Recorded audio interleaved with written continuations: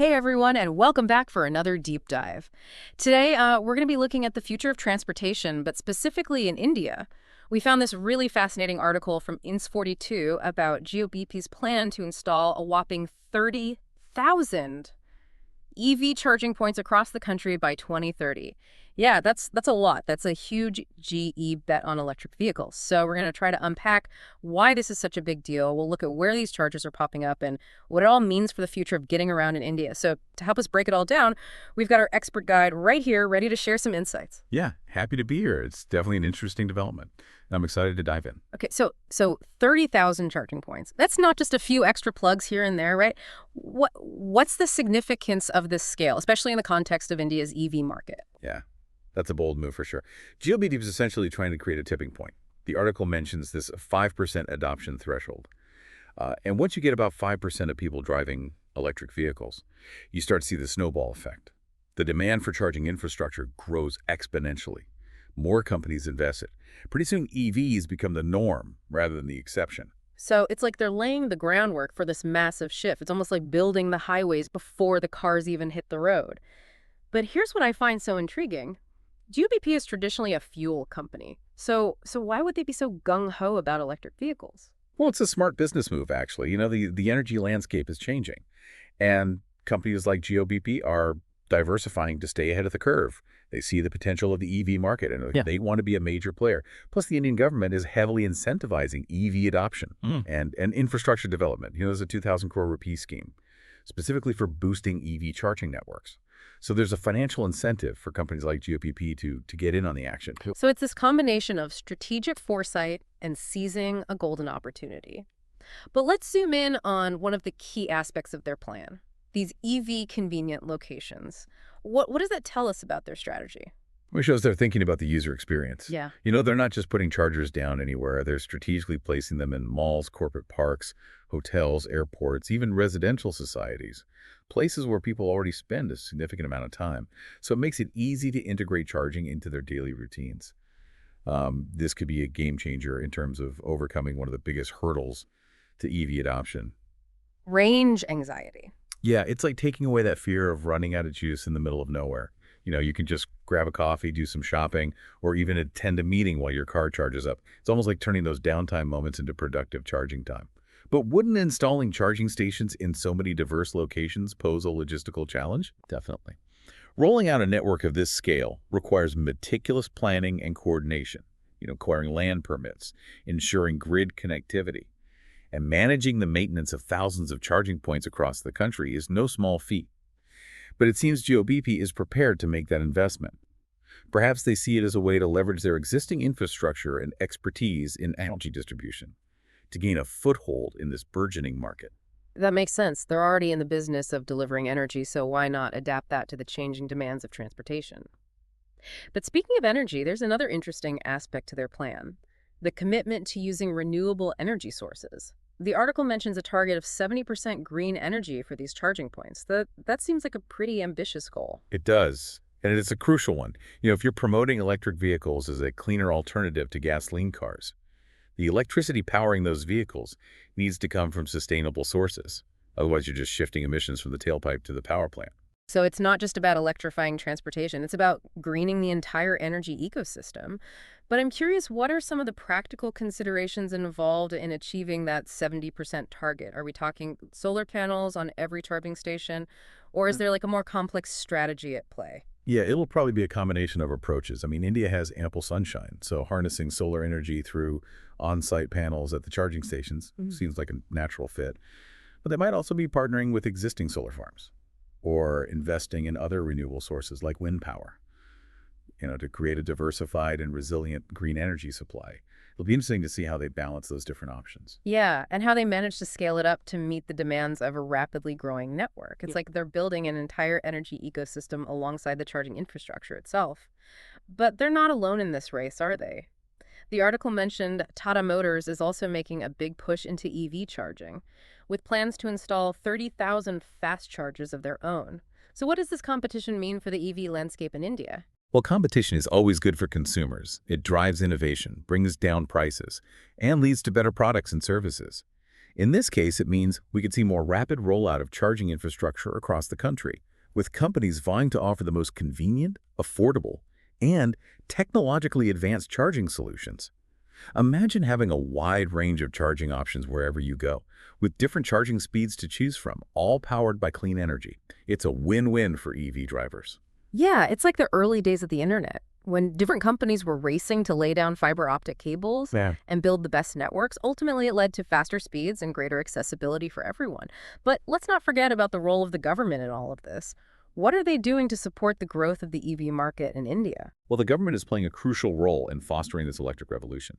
We already talked about the financial incentives, like the PME Drive scheme, which is pumping billions of rupees into EV infrastructure development. But they're also implementing policies to encourage EV adoption, such as tax breaks for EV buyers and stricter emission standards for traditional vehicles, making it more expensive and less attractive to stick with gasoline-powered cars. So they're creating a kind of push and pull effect, making EVs more appealing while also making traditional cars less desirable. It's a comprehensive approach to driving that transition. But what about the technology itself? Is India keeping pace with global advancements in EV charging? Are we talking cutting-edge solutions here? Or is there a risk of falling behind? India is definitely not lagging behind. In fact, it's rapidly adopting and even pioneering some of the latest charging technologies. Take fast charging, for example. This technology utilizes higher voltage and current to deliver a rapid energy boost to your battery, drastically cutting down charging times. Imagine being able to charge your car in the time it takes to grab a quick lunch. That's the kind of convenience that fast charging brings to the table. Yeah, it's a game changer, especially for those who might be hesitant about switching to an EV because of the perceived inconvenience of charging. But it's not just about speed, is it? There's also this concept of smart charging, which seems to be gaining traction. What's that all about? Well, smart charging is about optimizing the charging process, making it more efficient and cost-effective. It takes into account factors like electricity prices, grid availability, and even your personal driving patterns to determine the best time and rate at which to charge your vehicle. It's like having a personal assistant for your EV's charging needs, ensuring you get the most out of your electricity bill, and contributing to a more stable and reliable power grid. It's fascinating how technology is transforming not just the vehicles themselves, but the entire infrastructure around them. But let's shift gears for a moment and talk about the EVs themselves. What's the landscape looking like in India? Are there a lot of choices for consumers who are considering going electric? Well, the Indian EV market is still relatively young, but it's growing at an electrifying pace. We're seeing a wave of new entrants, both domestic and international automakers, bringing a diverse range of electric cars, bikes, scooters, and even commercial vehicles to the market. This is great news for consumers, as it means more choices, more competition, and hopefully more affordable options in the near future. So it's not just about Tesla making a splash. There are Indian companies leading the charge as well. Absolutely. Tata Motors, for instance, is a major player in the Indian EV space. Yep. They've been investing heavily in electric vehicle development and manufacturing, and they're rolling out a range of compelling models that cater specifically to the Indian market. And let's not forget the burgeoning EV startup ecosystem in India. There are a number of innovative companies developing cutting-edge electric vehicles and technologies right here in the country. It's exciting to see India emerge as a hub for EV innovation. But let's bring our focus back to Jio-bp and their grand plan for 30,000 charging points. While it's a bold and ambitious move, I imagine there must be some significant challenges involved in executing a project of this magnitude. What are some of the hurdles they might face along the way? While scaling up any infrastructure project of this scale is bound to be complex, securing land permits in a densely populated country like India can be a bureaucratic maze. Ensuring grid connectivity and stability to support thousands of charging points, especially as the demand for electricity grows, will be a major undertaking. And then there's the ongoing challenge of maintenance, ensuring these charging points are operational and well-maintained across a vast geographical area. It's a logistical jigsaw puzzle with a lot of moving pieces. Yeah, it's a reminder that building the infrastructure is just one part of the equation. Making it work seamlessly and reliably over the long term is another challenge altogether. And then, of course, there's the human factor. Even with all this investment in infrastructure development, convincing people to make the switch to EVs is a whole other ballgame. Right. Consumer adoption is ultimately the key to the success of any technological transition. While interest in EVs is growing, there's still a need to address consumer concerns and misconceptions. Range anxiety. The fear of running out of charge is a common concern. Then there's the perception that EVs are expensive. which, to be fair, is often true, especially for early adopters. And there's also the question of charging infrastructure availability, especially in areas outside major cities. So it's not just about building the charging stations, it's about building confidence, awareness, and a sense of ease around the whole EV experience. Exactly. It requires a holistic approach with collaboration between the government, automakers, charging infrastructure providers, and even communities themselves. It's about creating an ecosystem where EVs are not just seen as a viable alternative, but a desirable and accessible choice for everyone. And that brings us to another fascinating aspect, the role of innovation in shaping the future of EVs. What are some of the key areas where technological advancements are likely to have the biggest impact? Well, innovation is at the heart of the EV revolution.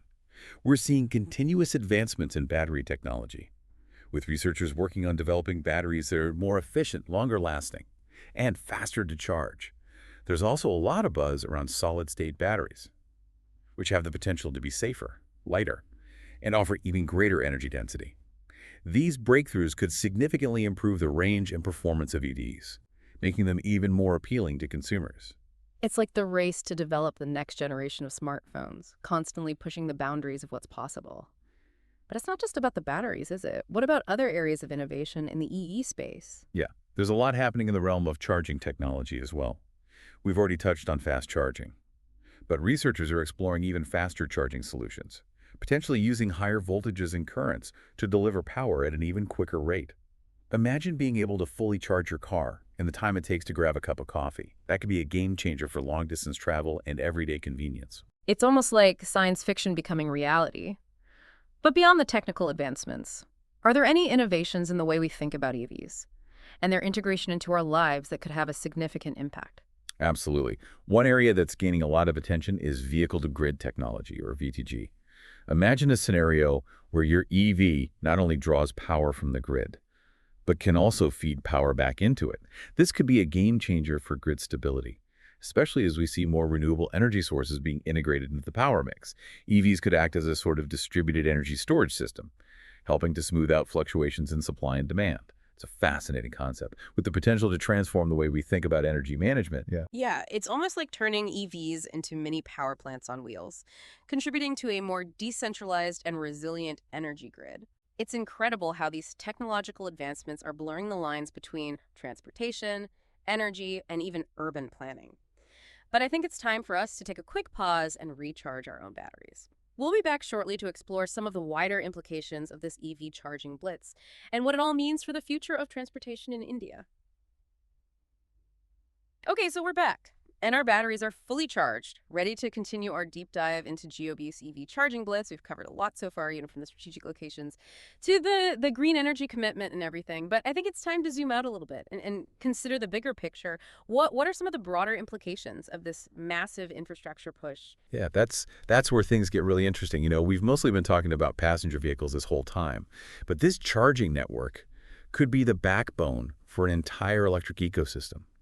Just imagine, electric buses zipping through cities, electric delivery vans making their rounds, even electric rickshaws navigating, those crowded streets, all powered by this sprawling network. It's like this ripple effect. Yeah. It starts with cars, but then it extends outwards, and it transforms public transportation, logistics, even urban planning. You could have cities designed around electric mobility, Right.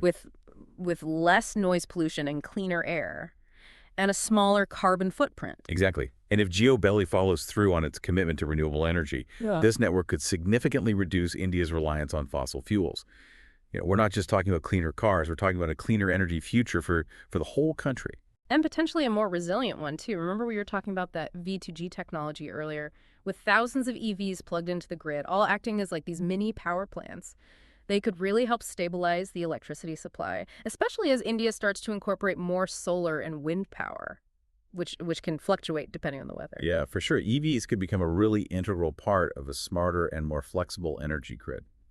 And, this transition to electric mobility, it has implications that go way beyond just environmental benefits. Yeah. Think about the economic impact. The article actually mentioned that the Indian EV market is projected to be worth over $110 billion by 2029. That's a huge opportunity for job creation, investment. And Innovation. It's like a whole new industry is emerging with companies designing and manufacturing EVs, Yeah. building charging infrastructure, developing software and services and everything. And India, with its proactive government policies and this growing tech sector, seems really well positioned to become a global leader in this space. Yeah, I agree. I think that's one of the most exciting parts of this whole thing. It's not just about Jio-bp building charging stations. It's about India really taking the opportunity to be at the forefront of this global technological shift, and it's happening right now. It's like a reminder that sometimes a single move by a company can trigger this whole cascade of changes. And then it reshapes, Man. entire industries, even societies. Who would have thought that a fuel company would be the catalyst for an electric revolution? Right. It's a testament to the power of innovation for sure. And it's a story that's still unfolding. What we talked about today is really just the beginning. It'll be fascinating to see how this EV charging blitz plays out over the next few years and how it shapes the future of transportation and energy, not just in India, but potentially around the whole world. That's a great note to end on. We've covered so much in this deep dive today. We looked at all the details of Jio-bp's ambitious plan and the trends shaping the EV market, and the potential implications for the future of India and beyond. But as always, we want to encourage you to keep exploring this topic, keep digging deeper and asking your own questions. The world of electric mobility is changing so fast, and there's always more to discover. Yeah, definitely stay curious, stay engaged, and keep your eyes on the road ahead. And until next time, keep diving deep.